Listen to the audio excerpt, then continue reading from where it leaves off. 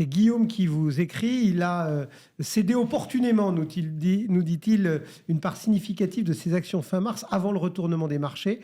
Et il se retrouve donc avec une trésorerie importante qui est placée aujourd'hui sur des supports à faible rendement. Des livrets réglementés, nous précise-t-il. Il nous dit qu'il est cadre, qu'il a 47 ans, qu'il est marié sous le régime légal.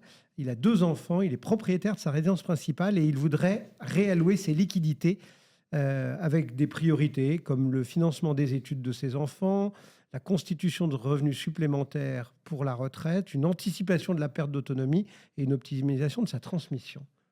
Alors, il a les idées bien placées. Oui, alors après, anticiper les études des enfants, comme ils ont 15 et 17, ce serait été bien qu'ils le fassent un tout petit peu après, parce que 17, il va pas tarder à payer les études supérieures. Je pense à moi que le gamin soit très très en retard dans son cycle d'études. Donc, c'est un petit peu short. Pour qu'on ait quand même une idée sur le budget, parce que c'est important, le budget des études des enfants, et puis d'une façon générale, la pyramide des investissements. On a toujours ce qu'on appelle, nous, le matelas de sécurité. C'est-à-dire, au fond, ce qui nous permet de faire face à des imprévus, j'en sais rien, moi, un changement de voiture, une toiture, un truc, là, ou un truc plaisir, genre un grand voyage en famille, et ainsi de suite. Ça peut rester parfaitement liquide, relativement peu rentable, ça n'a pas tellement d'impact, puisque précisément, c'est au cas où. Ensuite, on peut commencer à regarder ce qu'on peut avoir des investissements sur du long terme. Sur du long terme, encore une fois, quand les enfants ont 15 et 17, pour moi, c'est plutôt du court terme. Éventuellement du moyen terme et peut-être pour celui de 15 ans, mais c'est assez court. Des études, si les enfants les font pas chez vous et en payant, parce que désormais qu'il y a 600 000 diplômés par an, tout le monde paye, ça va coûter à peu près, on va dire, peut-être 20 000 euros par an. Donc il faut un budget de 200 000 balles.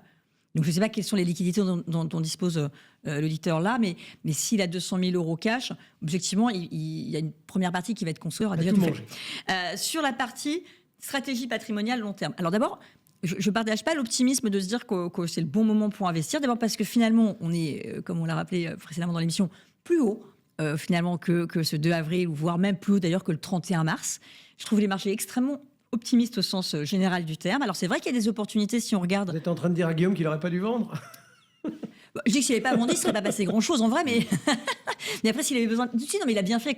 S'il a vendu au plus haut, on est très content. Mais vous voyez que sur 2 mois, enfin sur 1 mois et demi, ça comme quoi, il y a quand même énormément de volatilité aujourd'hui. C'est tout ce que je dis.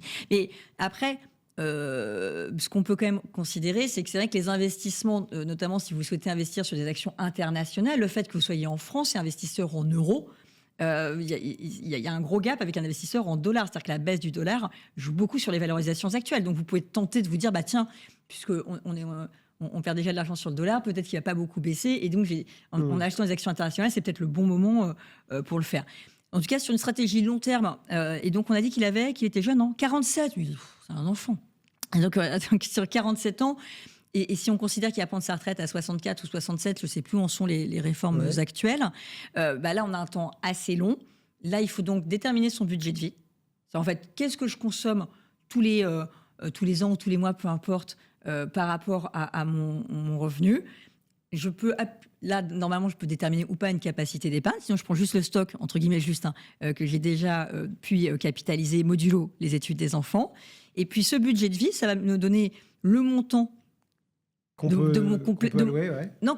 budget de vie, ça me donne le montant dont j'aurai besoin au moment de ma retraite par rapport à une retraite prévisible. Donc, imaginons qu'au fond, vous ayez 50% de ces revenus, donc il faudra créer la différence avec un petit coefficient d'érosion monétaire. Sur 20 ans, c'est super, ou sur 15 ans, on a quand même un temps assez long pour investir. J'aime bien les investissements réguliers, parce qu'on ne prend pas trop de risques sur le moment d'investissement. Et si on devait investir aujourd'hui, parce que je crois qu'en fait, ce qu'il veut, c'est investir aujourd'hui, j'irais mollo. D'accord. Donc voilà. Mais c'est bien de penser à sa retraite, à son autonomie. C'est le bon âge. C'est très bon âge. Alors, la retraite et autonomie, juste pour compléter mon propos, en réalité, à la retraite, vous aurez besoin de vous faire plaisir, des voyages, etc. Si vous passez dans l'âge et en grande dépendance, ce sera le même montant, sauf qu'à la place, il paiera les couches. On ne voyagera plus. Il paiera l'infirmière à la place. Voilà.